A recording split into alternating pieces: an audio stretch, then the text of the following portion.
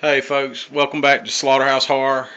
Um, we picked up a lot of subscribers after that last video. We don't have a lot, but we probably picked up a third as many as we had before. I want to say thanks to all the people that subscribed, and we'll try to get a little better about posting some of these videos. Um, this come up in a conversation I had with some guys online. We got to talking about detail and in your haunt. And it's not that important to a lot of people. It's really important to me. I know a lot of people don't notice it. We over detail probably, and 90% of people that come through don't notice it. But the 10 people that do notice it, it means a lot for me for them to notice it. And right now, this is way. I got a lot of ambient light in here. I got a fluorescent double bulb right here, just so you guys can see it, because we pretty much illuminate with LEDs through here, and yeah, I can't get it on my camera. This is the only way I can get it to show you guys what's going on. But basically, our theme is a slaughter family. It's an old rundown house inside, and you got different various rooms. But most of our rooms look something like this. It's got nasty, moldy look, broken walls, and stuff, some pictures and stuff. But how we do this is real simple. It's just 1/2 inch or 7/16 OSB, and we paint a flat black shape. This is actually wall. When it's illuminated with the LED, we use green, orange, red, different color LEDs. It really sells the fact that it's a hole in the wall. It's just blacked out area on the wall with 1x2s. These are actually, they're not even 1x2s. We take 2x4s and rip them down in a table saw and make slats. And we liquid nail them up there, and might run some brad nails or something in there and let them dry. And then we just come in with sheetrock mud and build up an edge around everything. And this is one of those things that ain't got to be done really delicate at all. I mean, you just kind of want to mud it up there, and the nastier the better. And after your mud dries, we throw some stain on here and there, and black paint. I like to water down my paint a lot and get some nice runs and stuff out of it.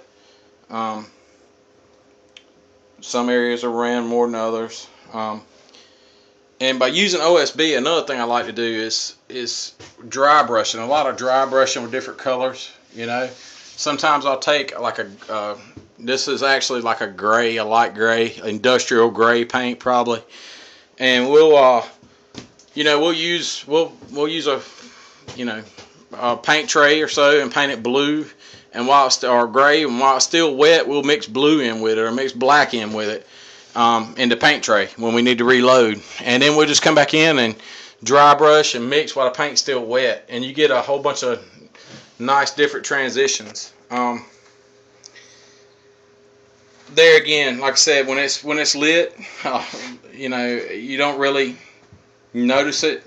But detail's one of those things. If it's done right, you might not notice it when it's there, but you'll definitely notice it if it's not there. And I'm gonna actually go into another prop we built too. I kind of want to show this room here's got a couple of doors. They're supposed to be like rusted metal doors. And there's a guy on the floor. He's just hanging out. But this is all I want to say MDF, but it's not MDF. It's whatever pegboard is, but it don't have the holes in it. And basically we trim them in 1x4s, and we put there again we put the screws and the bolts in them to actually sell them as being steel doors. Paint the orange paint on them and rust and stuff. We have some of the rust product. I use it more on hand props and stuff like that. I don't really find the need to put it on something like this, because like I said, it's lit with LEDs, and when it's lit right, it looks as good as real rust to me. And it's a lot cheaper to buy acrylic paint than it is Brutal Rust or any Rust Dust or any of them other guys' products. But yeah, it's one of those deals. To me, details one of those deals. We kind of were talking about the other night. You know, some people say, oh, you don't need it. You know, or if it's lit right, you don't need much of it. But I don't want a plain wall anywhere. You know, I mean, I don't. I don't want to go to a haunt that's got a plain wall in it with nothing on it. You know, it looks unfinished. It looks like, you know, I mean, maybe a dark room, maybe a pitch black maze or something like that. You don't need any detail, but I think it's a necessity, really, to some level, anyway, to some degree.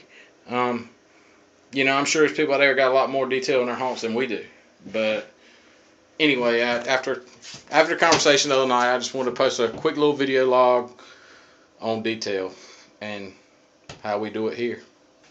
Hope you guys enjoyed it.